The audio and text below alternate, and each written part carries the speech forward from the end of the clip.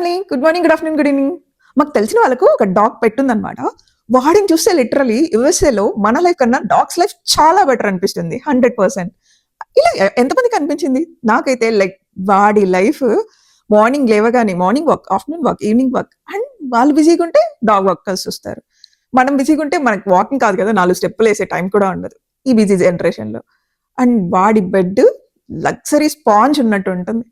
And వాడు తినే food vet approved diet. And మనం ఇంకా 3, 4 డేస్ ఫ్రిడ్జ్‌లో స్టోర్ చేసుకొని కుక్ చేసిన ఫుడ్, ఫ్రోజెన్ ఫుడ్ తింటాం. వాడికి day to day fresh food cook చేసి పెట్టాలి. అండ్ ట్రావెలింగ్ అప్పుడు వాడికి window seat mandatory. And grooming sessions వస్తే లగ్జరీ స్పా, సెలూన్ మనకు గ్రూమింగ్ చేసుకునే టైం ఉండదు. అంత లగ్జరీ అసలే ఉండదు.